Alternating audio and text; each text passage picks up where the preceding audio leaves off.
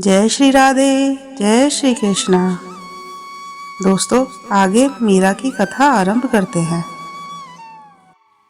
मेड़ते से गए पुरोहित जी के साथ चित्तौड़ के राजपुरोहित और उनकी पत्नी मीरा को देखने आए। राजमहल में उनका अतिथि सत्कार हो रहा है, पर मीरा को तो जैसे सब दिखकर भी दिखाई नहीं दे रहा। उसे न तो कोई रुचि है और न ही कोई आकर्षण।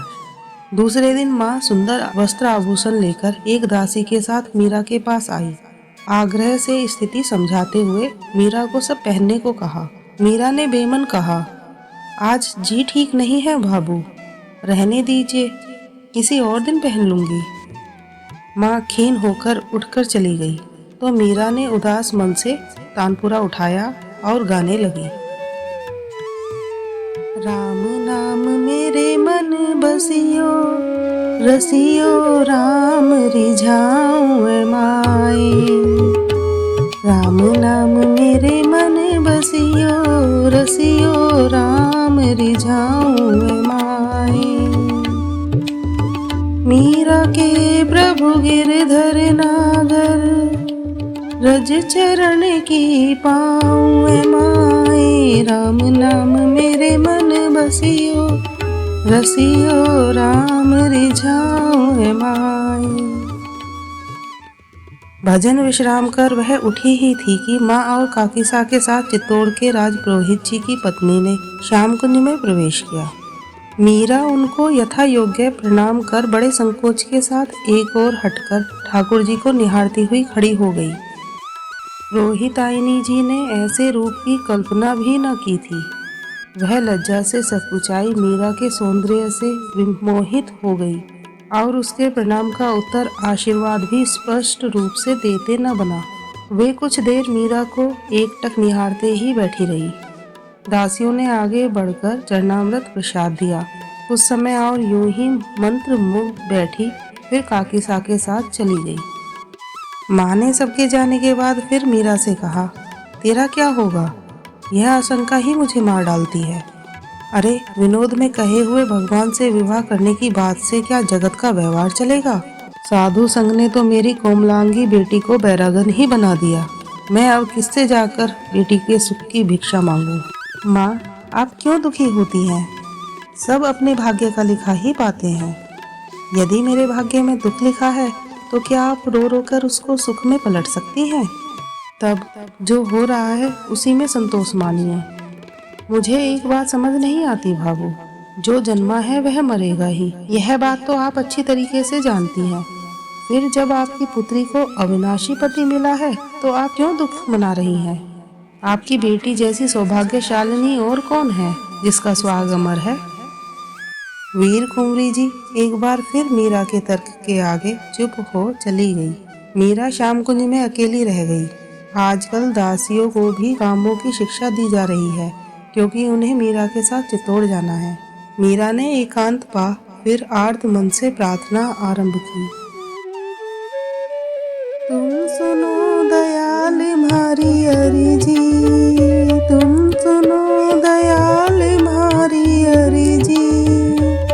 भवसागर में बही जात हूँ, काढ़ो तो थारी मर्जी।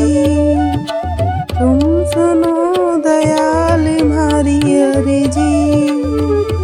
या संसार सगो नहीं कोई, साचा सगा रघुबर जी। तुम सुनो दयाल म्हारी अर्जी। मात पिता कुटुंब कबीलों, सब मतलब के दर्जी। मीरा की प्रभु अर्जी सुन लो, चरण लगाओ थारी मर्जी। तुम सुनो दयाल म्हारी अर्जी। मीरा श्याम कुंज में एकांत में गिरधर के समक्ष बैठी है। आजकल दो ही भाव उस पर प्रबल होते हैं, या तो ठाकुर जी की करुणा का स्मरण कर उनसे वह कृपा की याचना करती है, और या फिर अपने ही भाव राज्य में खो अपने श्याम सुंदर से बैठे बातें करती रहती है। इस समय दूसरा भाव अधिक प्रबल है। मीरा गोपाल से बैठे निहोरा कर रही है।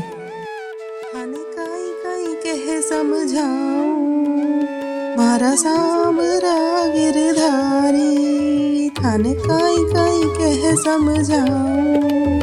मारा सांवरा गिरधारी, पूरब जन्म की प्रीति म्हारी, अब नहीं जात निवारी।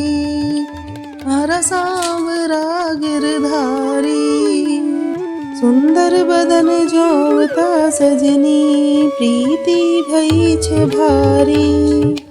मारे घरा पधारो गिरधर, मंगल गावे नारी। मारा सांवरा गिरधारी, मोती चौक पुराऊं ब्याला, तन मन तो परवारी। मारो सगपन सो सावरिया, जग सो नहीं बिचारी। थाने कई कई कह समझाऊं, मारा सांवरा गिरधारी। मीरा कहे गोपिन को ब्यालो, हम सो भयो ब्रह्मचारी। चरण शरण है दासी धारी, पलक न खींच न्यारी।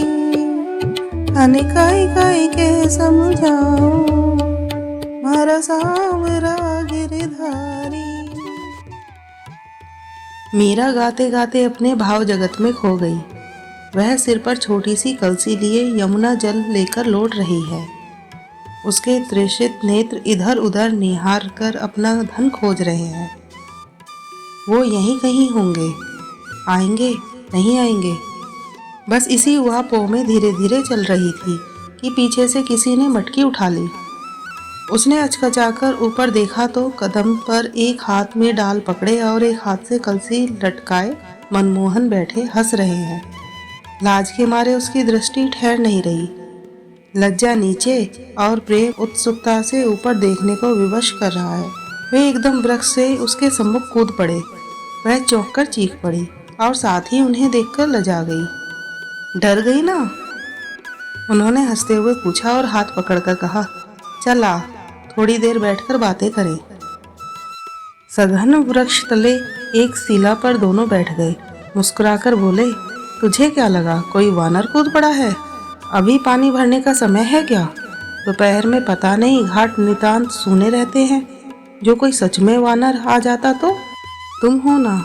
उसके मुख से निकला। मैं क्या यहीं बैठा रहता हूँ? गैया नहीं चरानी मुझे? एक बात कहूँ?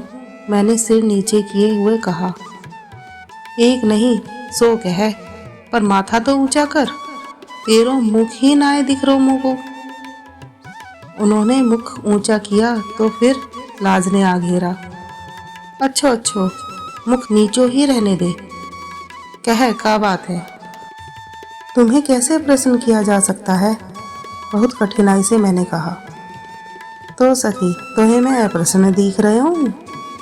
नहीं, मेरा वो मतलब नहीं था। सुना है तुम प्रेम के वश में होते हो। मोह को वश में करके क्या करेगी सखी? नाथ डालेगी कि पगा बांधेगी?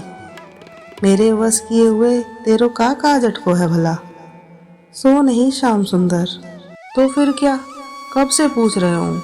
तेरो मोहड़ो तो पूरो खुलो नाय, एको बात पूरी नाय निकसे। अब मैं भोरो भारो कैसे समझूंगो? सुनो श्याम सुंदर, मैंने आंखें मूंद कर पूरा जोर लगा कर कह दिया, मुझे तुम्हारे चरणों में अनुराग चाहिए। सो का हो री सखी? उन्होंने अनजान बनते हुए पूछा। अपनी विवशता पर मेरी आंखों में आंसू भर आए। घुटनों में सिर दे मैं रो पड़ी। सखी रोवे मती, उन्होंने मेरे आंसू पोंछते हुए पूछा। और ऐसा अनुराग कैसे हो वेरी? सब कह में उसमें अपने सुख की आशा इच्छा नहीं होती। तो और का हो गए? श्याम सुंदर ने पूछा। बस तुम्हारे सुख की इच्छा। और कहाँ अब तू मोह को दुख दे रही है? ऐसा कह हंसते हुए मेरी मटकी लौटाते हुए बोले, ले अपनी कलसी, बावरी कहीं की। और वह वन की ओर दौड़ गए। मैं वहीं सिर पर मटकी लिए ठगी सी बैठी रही। जय जय राधा माधव, जय मीरा गोपाल। हरि बोल हरि बोल।